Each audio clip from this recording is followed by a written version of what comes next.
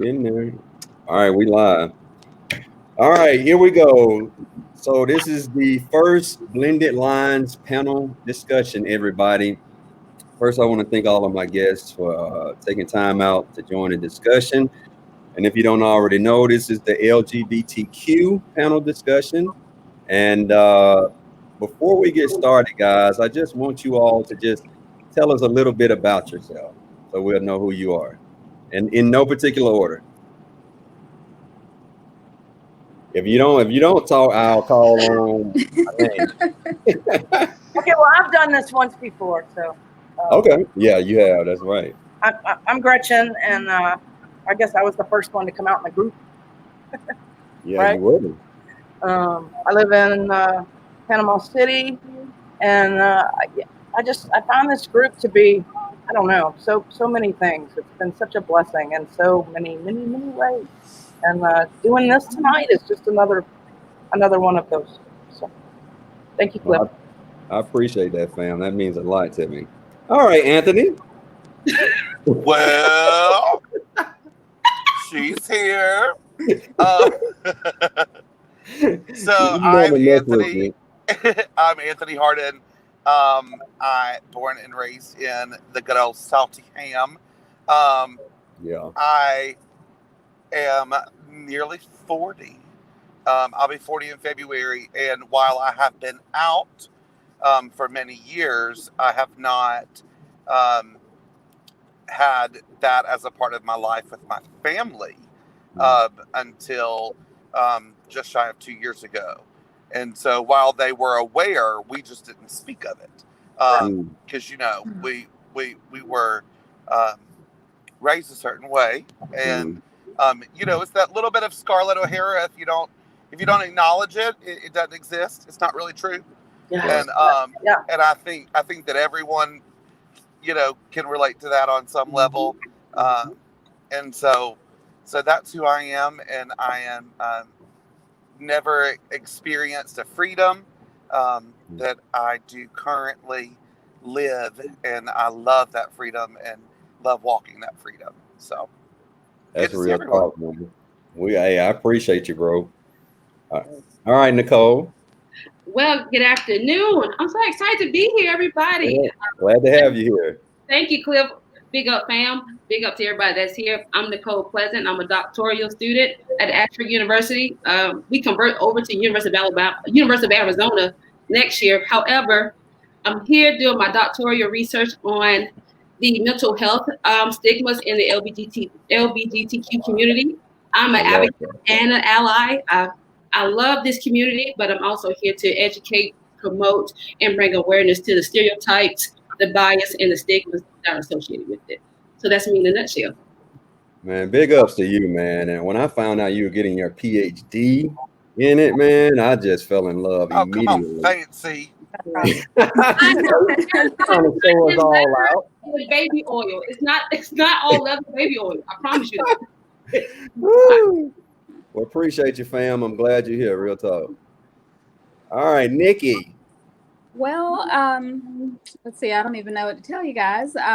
Some of you know me, some of you don't. I am sort of native. I'm from a small town right outside of Birmingham. I actually, to be honest, I've only been out for about 10 years. I'm lucky, though. I have a family who has always been extremely accepting. Like even though we were brought up very religious, and I think that's an important thing down south to kind of say, my family always was extremely accepting of everybody because we were raised that only God can judge you. Right. So when I came out, I'm lucky. My family was extremely accepting. They love anybody that I love. Right. I'm lucky enough to have a colorblind family, and I was raised that way, and that's always something that's been important to me. And actually finding this group, I've really enjoyed it. I've enjoyed the people in it. Everybody's so open-minded. No matter what you say, people just embrace you and answer your questions. So I'm really happy to be a part of this panel. It's been... Well, I'm glad to have you here, fam. I really am.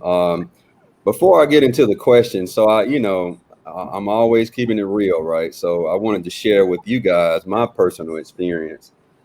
Growing up as a child, I guess I would consider myself at the time a homophobe because the information that I was getting from like family members and stuff. I mean, you know how it was, just like no, they're going to hell, and and all of that. But even then, it didn't seem right to me. But then, as I got older, I've always been a people person, and when I finally started meeting like gay people, I was like, I don't see what the big issue is. I mean, it's still a human being. And so I'm kind of ashamed to admit that I was a homophobe. But of course, as I grew into a man and now I know what the word really says about love, and that's what always gets me is they try to bring this religion into it. Right. That's what burns me up, man, because anybody who is spiritual knows that it's all about love. But they'll like pick one scripture out of the whole Bible and just ride that. And so what I want to do is bring awareness to the community within Blended Lines, because you all know that Blended Lines is about love. Doesn't matter who you are, what you are, don't care. We go love and respect each other at all times. So with that being said, first question is, what made you come out to the family, or whenever you came out? Like, what was it? I know Anthony said freedom. He gained freedom after he did it. But what was it that made you just say, hey, enough is enough? Well, for me, it was I was home for I think it was Thanksgiving, and I was about to go back to school, and my mom just asked me the question. I was in college at the time, and she was of course very negative about it, and she said, and I was getting ready to leave, and she said, "You're not like, are you?" And I just knew at that moment that I could lie and then continue to have to lie, but my life would be comfortable, or I could be honest. And so I just said, I can't tell you what you want to hear. And I mean, it was just ridiculously dramatic. I mean, she fell to the floor on her knees and crying, and I mean, it was crazy. And then she had a big family meeting, and nobody could have anything to do with me. And yeah, so it's been a crazy, traumatic ride. It's traumatic what it does to you. That's got to be tough, man. And that's still going on now, right? Yeah, pretty much. Yeah. Wow. But for a long time, it just was kind of like what you're saying. In the South, if you just don't talk about it, because if I wasn't around or didn't come to any events, that makes them look bad. So at least if they kind of include me, then they look better. But it's this just horrible feeling. You always know, don't say anything, don't bring anything up, don't. So, I finally just was tired of it, of just being tolerated. And so now we kind of don't talk. So. Well, I don't have a comment on the story, but I grew up with it. My aunt, best friend, she was a lesbian, but we didn't talk about it. And we had an auntie and uncle relationship. You didn't talk about that either. So I've always grew up around it. However, it was always frowned upon. So I'm like you, because I always knew it was wrong. However, we're in a deep Southern religious type of environment. That's the kind of, I'm a military Southern Baptist household, so you kind of just didn't go that route. And I even remember my dad, when my sister tried to come out, he threatened to kill her. So he had a dream, he had killed his child, and we never had a discussion, and it just went under the table. We never talked about it anymore. So I became an advocate because I saw a lot of people of color killing themselves because guess what? Their families didn't accept them, and that bothered me. So that's why I became an advocate and an ally. It's almost worse just to have this always underlying current of there's something wrong with you. It's just always there, Right. Yeah, man. I mean, well, look, I didn't even think about the mental health side until I heard about you and what you were doing. And I'm so grateful, man, that you're focusing on that, because y'all already know I'm a mental health advocate as well. And, I've had mental health issues. So especially in the Black community, man, it's like, it's already a stigma. The taboo. Yeah, it is, man. So it's like, it's a double whammy. But I am so proud of you, girl. And if there's anything we can do in Blended Lines to help, you already know we family. So holler at us. Well, for me, it was to be honest, I had my whole life in my family, I was the good girl. And I was always expected to be this and expected to be that. And don't get me wrong, like I said, my family has always been extremely accepting. You know, I had the gay uncle, like everybody does, that was just the gay uncle in the family. And my grandmother loved her son to death. So, you know, and she didn't allow anybody to tease him or say anything to him or anything.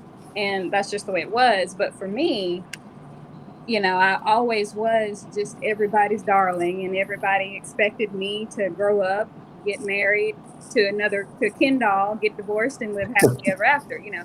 Right.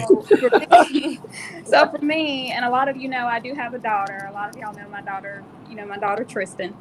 And so I did that. I grew up and found a little guy that looked just like a little Ken doll and had this awful relationship, but it was what I was supposed to do.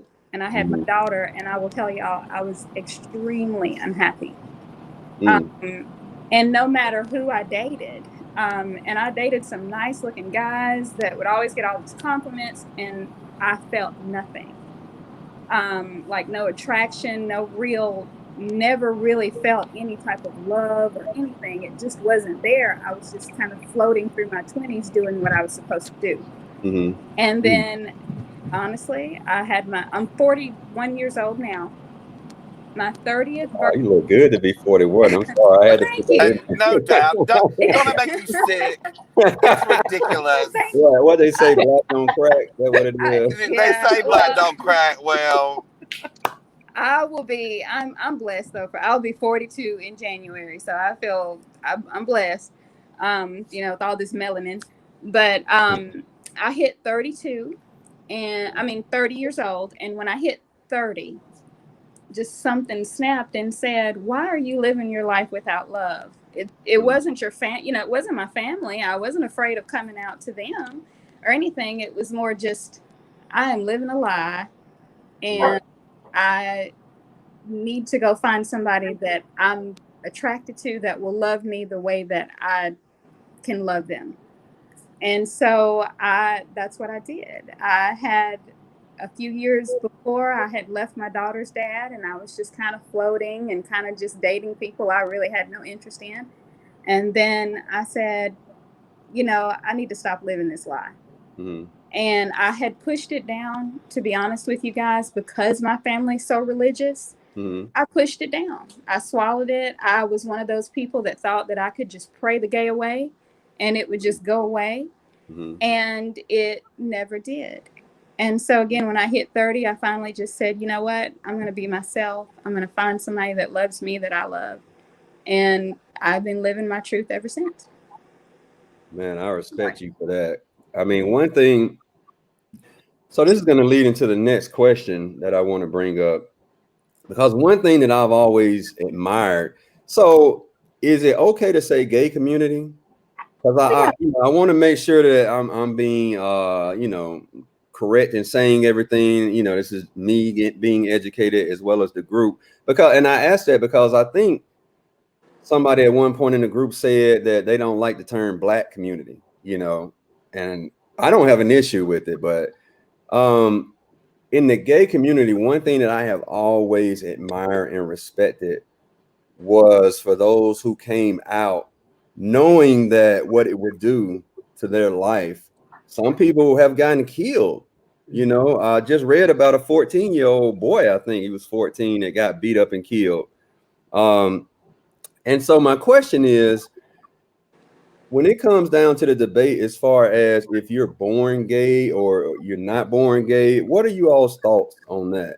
And I'll tell you why I asked that, because me and my wife was having a discussion one night, and she's like me. She loves everybody. You know, she works in the hair industry. So, you know, she has a lot of gay friends. And it came up in discussion, and I was like, well, at first I was like, nah, I don't think he's born gay. But then I was like, but you know what? I said,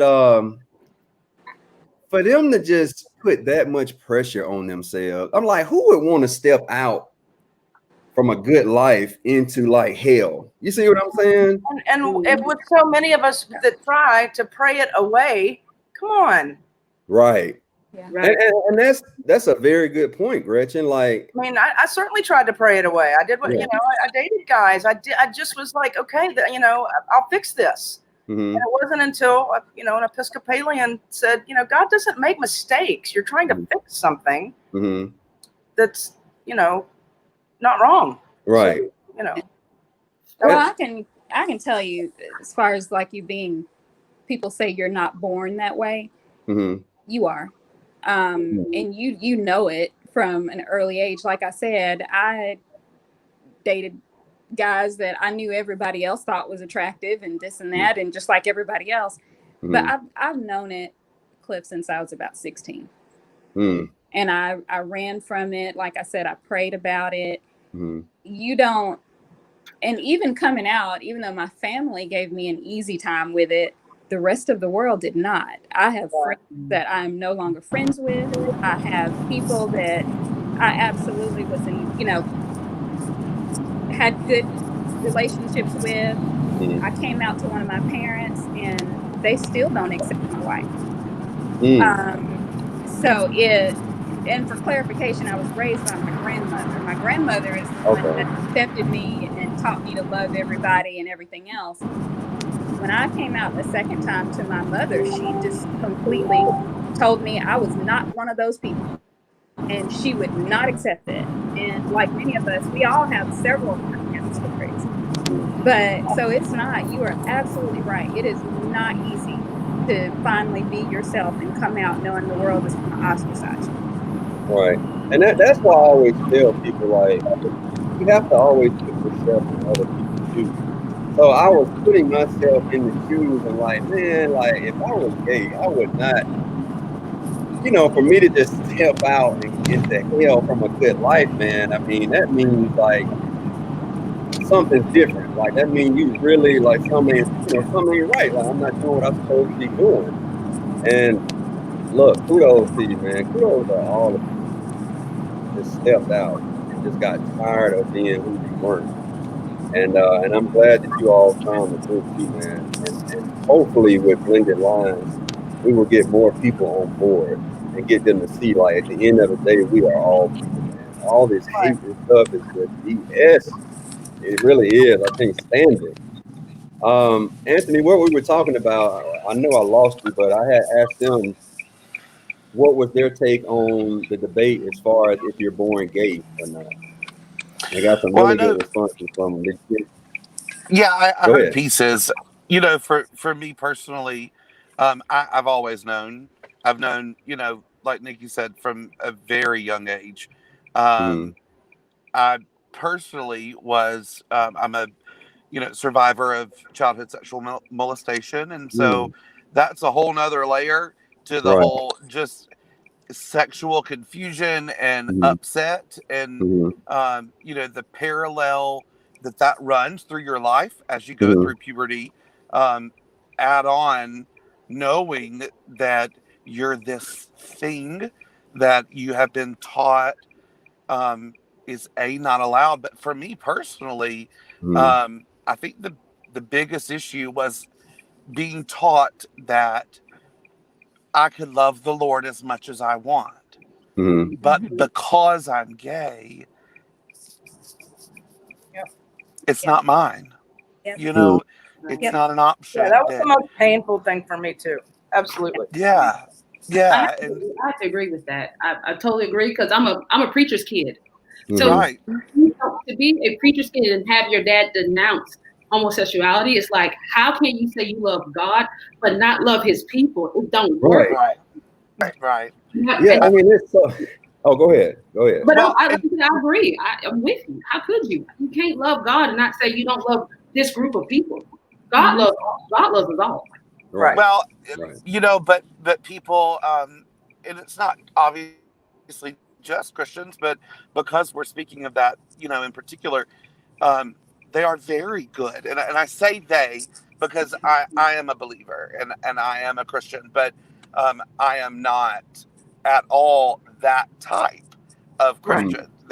And there is a major difference, Right. because at the end of the day, I had to for me personally, and I can only speak of my own walk, but I had to get to a point where I kind of had to reconcile the idea that the Lord does still love even me. And I truly believe, as cheesy as it sounds, I truly believe that when the Lord gave me Tanner almost 2 years ago, I had never been with someone, younger than me. That was not my thing. He, is super intelligent, and we've talked about it. I'm a clown, like, stop. It just is what it is. But I'm here to tell you, it was truly as if the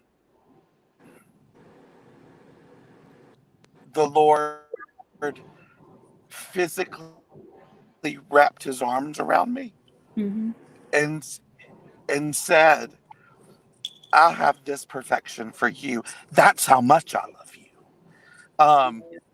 And so that made a huge difference for me. And so for me personally, at that say, finally, hey guys, you know what? This is me. This is who I am, and this is life, and this is my life.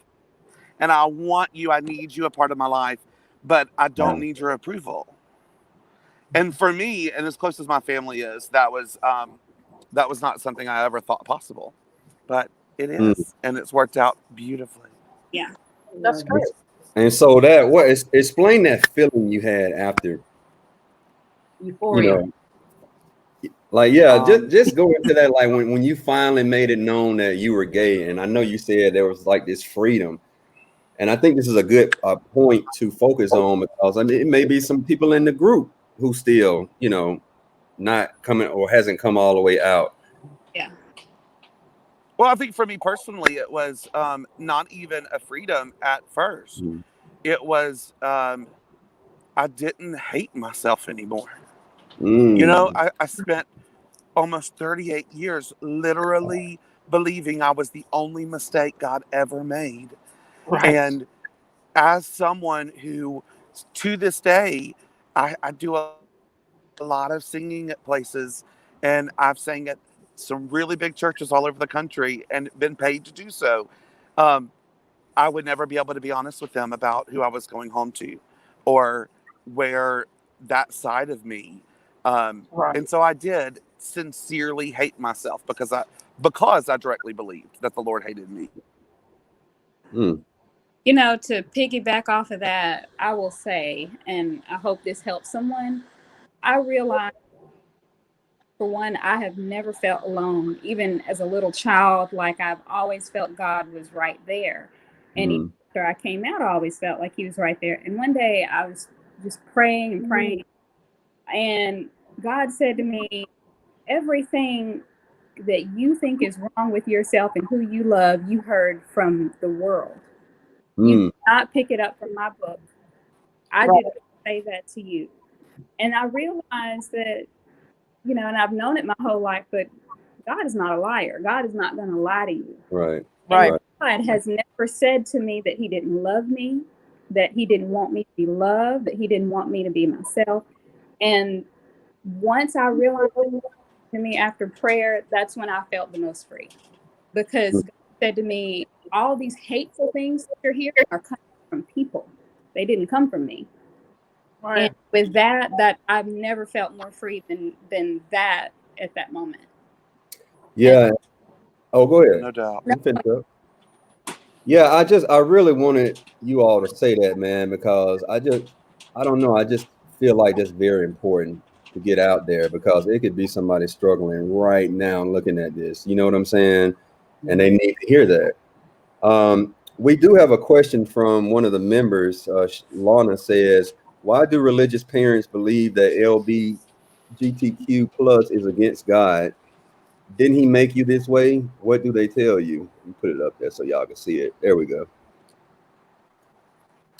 I'm going to take it from my point of view as an ally and advocate who grew up in a religious home. One thing is denounced in Christianity. If you read the Old Testament, the story of Sodom and Gomorrah. I feel like everybody goes to that story. But they do. And I don't understand. We don't follow the Old Testament no more. I'm not- Well, I But don't. also, that story is, I mean, and God, my mom got so mad when I tried to explain this to her. That the sin that they committed was the sin of how they treated angels that came to that city. They raped them. Yeah, They right. did not welcome them in, and I mean, they did horrible things. It wasn't that they were some gay community. There you go. That's why they Correct. were destroyed. And Lot's wife was kind of having fun. Well, Didn't want to leave. That's that story. So yeah, they take it, they twisted it, and Jesus. Well, I mean, I just try to pay attention to all the things Jesus said, and homosexuality was around during his time. He never said anything about it. I just feel like he would have. Me too. I agree. And would be able to put it away. So that's my opinion. I agree completely. And a lot of people go back to Leviticus because it does. So our current, and I say that specifically though, you guys, look it up. Years and years and years of research, and historians and biblical historians have researched the actual language used. The German word for homosexual was not even, like, it didn't exist when it was translated into English.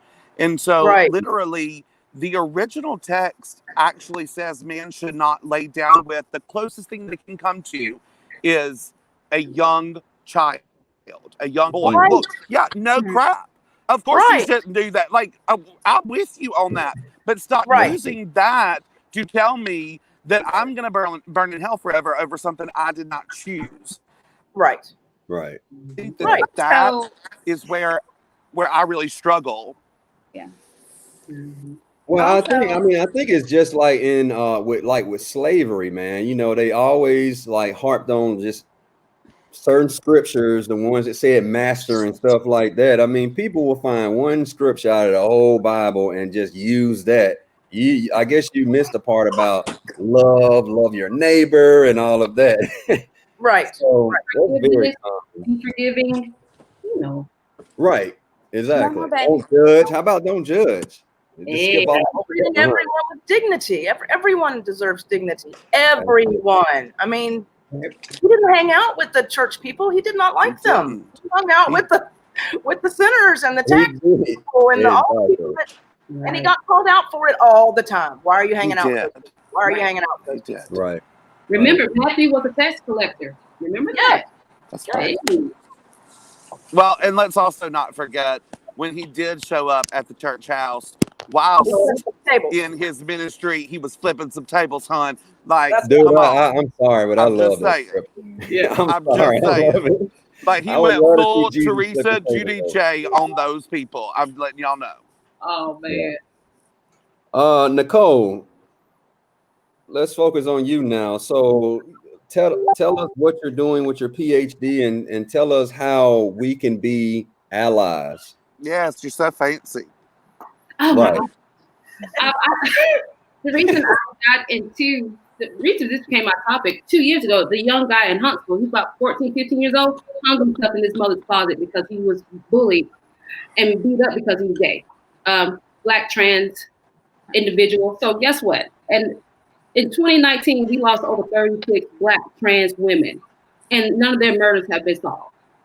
How is it? We have a whole community, and I talk about the LGBT community as a whole, but how is it we have a community and we ostracize one another? I'm a huge fan of Marsha P. Johnson. If you don't know who Marsha P. Johnson is, go look her up. Go look up Silvio Garcia. I see Anthony just shaking his hand. I am. If you watch Pose, you know about the ballroom. Oh, go get his history. Yeah. Yeah. Learn some history, but the story of Marsha P. Johnson and the death of the young guy in Huntsville moved me into a way that we got to bring some awareness. I got to change the way mainstream has viewed the LGBTQ community.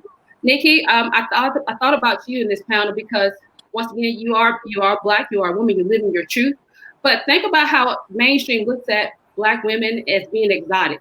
But guess what? It's cool to have a menage a trois with 2 Black women, but you won't love a gay Black woman. How more run is that? Right. Excuse my French, you gotta be bullshitting me because you can't just say, "Oh, that's sexy," but I don't want that. Right.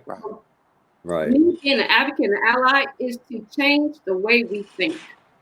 It's to change the way we promote and educate each other and about what it actually means to be a part of the LGBTQIAA community. I don't want to forget the I, the intersection. Let's not forget them. Yeah. What is the I? Huh? Intersexual. Is that what you say? Intersexual. I call them the I's. We're still learning. But what does it stand for? Intersexual. Okay. Yeah, I had a question there. So I know there's a plus at the end now. So what does the plus and mean? everybody wants to be in this group. Oh, That's right. Everybody. That's like everybody. We're very inclusive. Very inclusive. You don't pick as Dave Chappelle said, you don't pick an outfit. You just tag along. Right. That's one of the plus, but the pluses are also advocate and ally, which we've added in the past, pretty much the past 3 years, because now a lot of us have become advocates and allies for the LGBT community, especially after what happened in Orlando. Yeah. People of color, they get no recognition in mental health studies. The first person of color in mental health study that was part of the LGBT community was in 1988. Stonewall happened in 1960. While we waited 20 years. Right.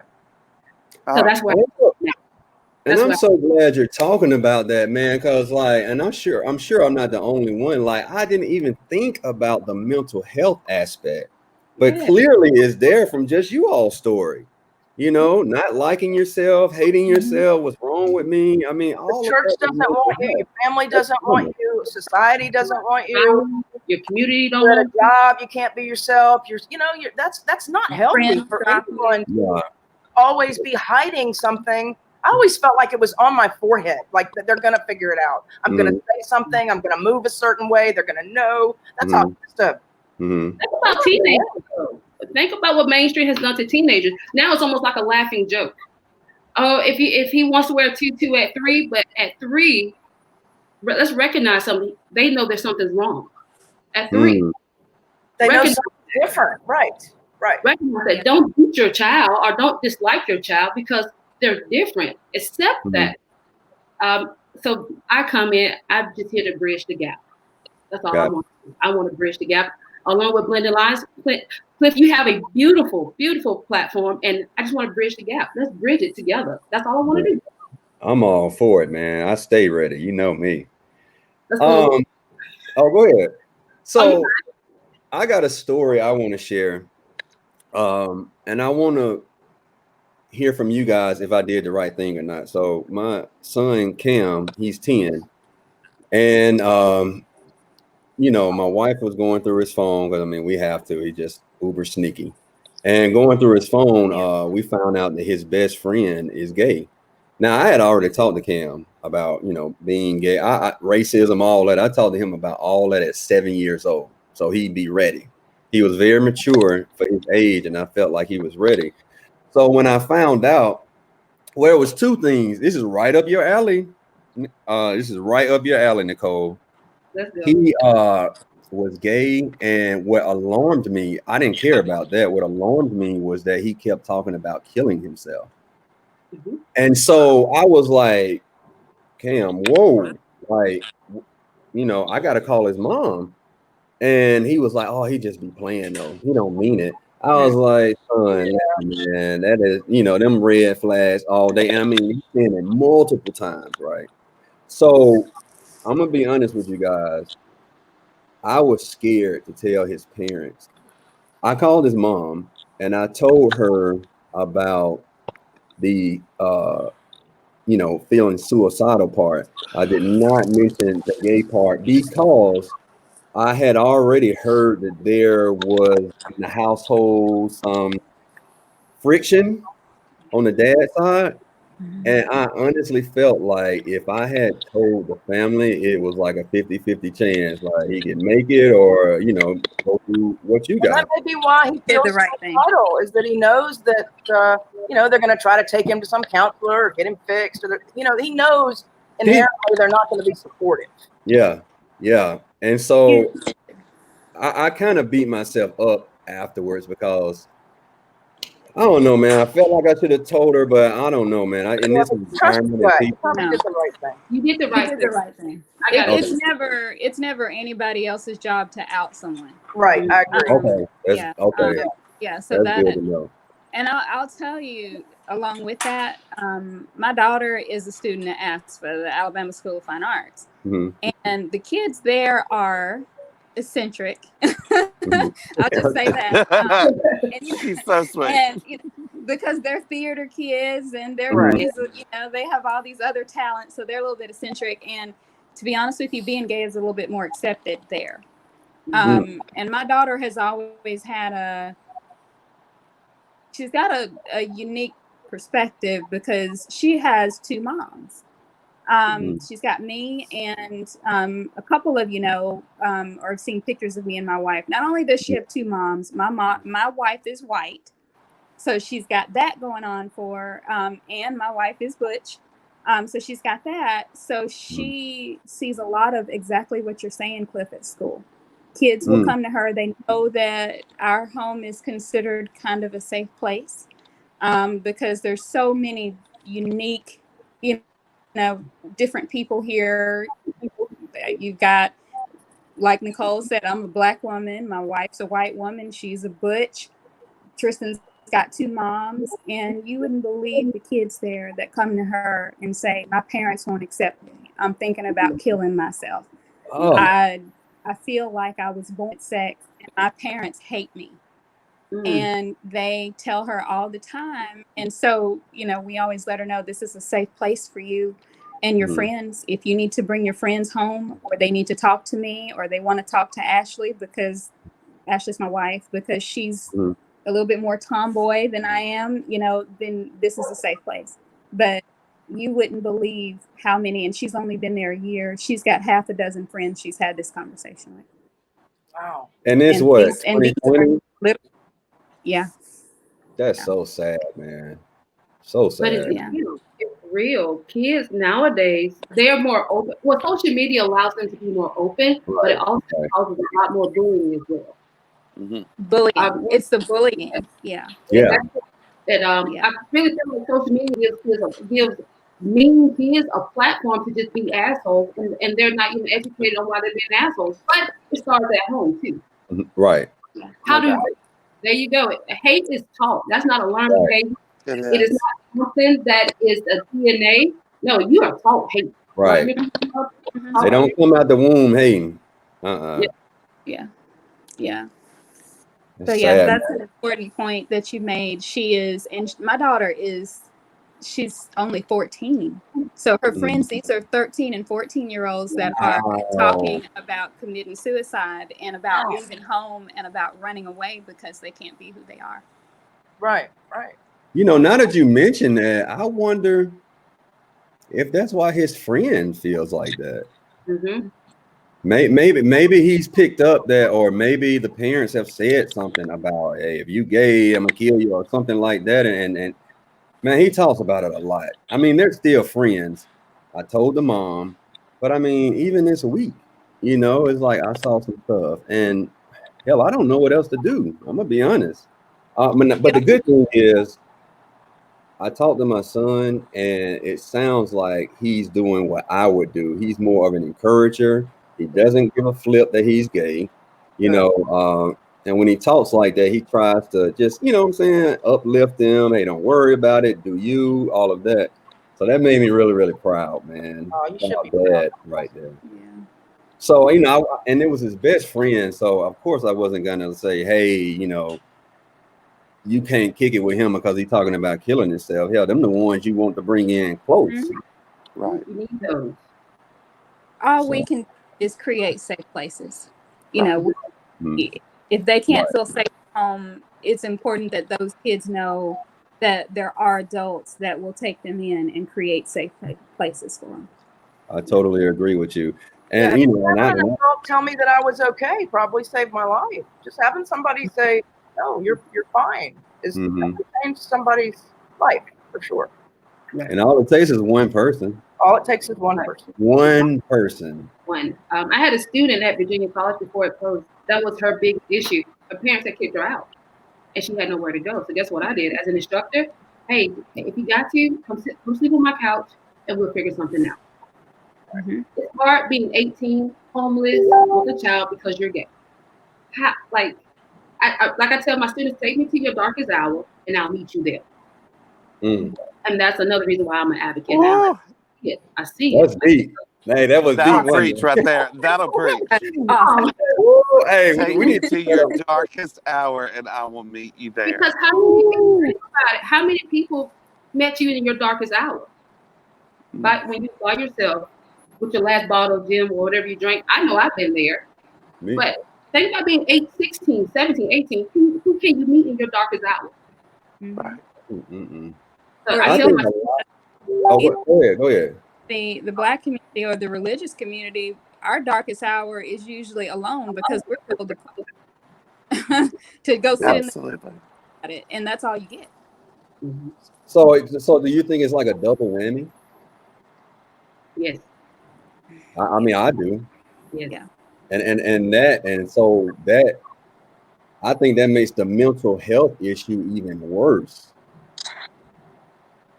Well, I can't even imagine, man. I mean, me being Black, I know the stigmas that's in our community. But even knowing that, I didn't even think about it until Nicole brought it up, and I'm so glad you're going that path, man. I mean, at the end of the day, all hate, I think, comes from lack of education and not understanding. Now, I mean, you're going to have some asses out there that's just, they just hate everybody, I guess. Of Right. course. But I found, I don't know, man, like my gift is I can talk to people, even if they don't like me, I can just kind of go deep with them and not get all upset. And once they become educated, their perspectives change. So that's how I know a lot of it is the education. Now, at the end of the day, they have to ask themselves, do I want to become educated? Do I want to learn? And I think that's the dividing line. That's why I don't let anybody in blended lines. Like, if you're not open-minded, don't waste your time because you're going to be kicked out in like a day. Right. Well, and I think that one of the biggest things when, as far as educating yourselves about people who are, quote, different than you, is relationship. I've always struggled with people who try to pass a judgment or make an assumption, or a general statement about a group, painting with a broad brush when you don't have a relationship there to actually draw from, when you haven't truly developed those relationships where you can have uncomfortable conversations, where you're able to ask, this is something that I have thought over the years. Maybe it's out of sheer ignorance. Maybe it's because it's what I heard when I was growing up. Whatever the case may be. Maybe it's what I read in scripture, for example.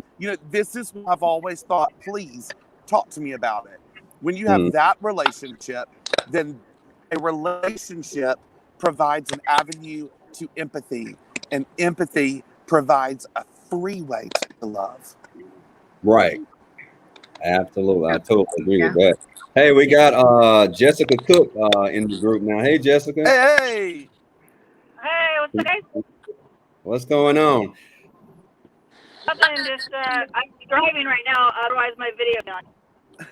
Oh, okay. Well, don't worry, because Anthony just got out of the car too. So I have been in this beautiful outside office the whole time. Yeah. Well, Jessica, welcome to the group. I mean, we've discussed several things, but if you have time, just tell us a little bit about yourself. If I'm not mistaken, I think you just recently came out. Is that correct? Yeah, like 3, maybe 4 years ago. Yeah. See, I know my members, man. It's 1,000 in there, but I know their members. So how did you feel after when you came out? Well, so a little bit of backstory. I grew up. My dad's pastor, and so I grew up in the church and going to church every Sunday, doing all that. So I, for a long time, didn't like didn't really realize that was kind of like where my leaning was. Like, I just grew up like relationships, a man and a woman, like that's the way it's supposed to be. And so I was probably like 25 when I had my first actual like feelings for a woman, and honestly, that freaked me out at first because I was like, well, this is how it's supposed to be. But I go back, I prayed about it. I was like, this is how it's supposed to be. Then like the feelings will just go away, and they never did. And so I told a couple of my super close friends kind of what was going on, and they were super supportive. And I didn't fully come out until a year after that because I knew that it was gonna have an effect on my relationship with my parents because they still are of the mindset that that decision that you make, like you choose to be away, even though it's not. And I respect them and I respect where they're coming from, and so it's just one of those like, now that it's happened, we have a good relationship, but we just like that's the one part of my life that I don't talk about with them. So they've accepted it, but they don't want to hear about it, or you're choosing not to talk about it? It's a little bit of both. Like I know, like, so I shared it earlier because one of the on the page asked, like how, what the story was of how they reacted when I came out, and my mom went out of the room, my dad was like having a heart, like they were both super devastated about it, and so it was one of those, like I told them, I said, I don't want you to respond to this right now. I want you, I don't want there to be argument. I don't want to be something I'm going to regret. I don't want you to say something you're going to regret. Like, I need you guys to just sit on this and process and come back and talk about it. And when we came back, they said, no, you're our daughter. We're always going to love you, but we can't support you in this decision that you're making. So they were very clear about getting something they choose not to support. So out of respect for them, I just don't bring it up. That seems to be the general response. Like, I can't support you from the parents who don't, I guess don't endorse it. Well, look, I mean, I was telling these guys, when it comes to the community, man, one thing I respect is like how many, let's see, the guts that it takes to finally step out, because I mean, you may be in one good area, but stepping out, it's going to bring hell, and it always has an issue with the parent. Like, I can't imagine if I didn't have my parents in my life. You know what I'm saying? And I mean, dude, it just takes so much, man. But that's why I'm so proud of you guys, because at some point or another in life, and even if you're not gay, if you're straight, we've all been there where we kind of cared too much about what other people thought, even myself. And then I just got to a certain point after life kicked my ass. I was just like, man, screw this. Like, I don't give a rip what you think about me. I'm going to say what I want to say. I'm going to do what I want to do. You can like it or you can love it. And I keep moving. But I found that more people respect that than not. Yeah. I think I just came to terms with that at 36. Like, you on my team, I get the hell off the boat. Right. Does your opinion bring me a checkpoint? No, but I had to learn. The process, even being a straight person, going through this, I feel like every time I talk about why I am an ally and advocate, I just say, I'm not here. I can't be God. I can't judge this. I can't judge the morality of it. I can't do that. But here I am. I can see it and I can feel everybody. Love is love. Right. So, I mean, general question for all of you. I know I asked Nicole this, but as an ally, because I am an ally, what is it that we can do to help? If anything, I mean, educate, beat somebody up, what? You just let me know. I'm joking. I'm joking. For me, I love having allies, but to teach your children to be patient. Teach your children to be accepting of other people, because they're next. You know, you can't, it's really hard to change people's mind, especially when they reach a certain age and they make it up in their mind that they know what they know. But if more of us start teaching our children acceptance and that there are different people and just to love everybody, God wants us to just love everybody. Right. It's that wonderful. Yeah. And 100% agree. if I could ask one thing of everyone, you know, my life song, I swear, is Michael Jackson's "Man in the Mirror." And literally, y'all, every time I'm about 2, maybe 3 drinks in, I take the opportunity to either sing or lip sync it, because I do have a queen inside of me somewhere. And but the truth of the matter is that it doesn't. I'm not convinced that there is a situation on the face of the planet that we cannot do better at and be better for one another if we just don't take one moment and look in the mirror. Because I assure you, the person that is sitting here right now on this chat show has had to look in the mirror about 400 gabillion times, and a little bit changed every single time I did. Man, y'all spend some wisdom, man. I love this, and I'm writing them down too, by the way. Anthony, MJ, perfect, got it, done. Like, do I like tear off my T-shirt after Ian? Like when you start doing like the Holy Ghost thing? Oh, okay. I didn't realize it was that kind of show, boo, but I got some dollar bills, yo. Do what you do. Come on, Venmo, Cash App. Well, guys, we're coming up on an hour here. I mean, these things, man, I'm telling you, they fly, man. And that's how I know, like, it's supposed to happen. You know, everything I do is led. I promise you that, whether you're a believer or not, it's just like I get something in my spirit and I move. And it ends up being the right thing. And I just want you guys to know that, number one, I love you. You know, we your family. If you got family that's tripping, don't worry.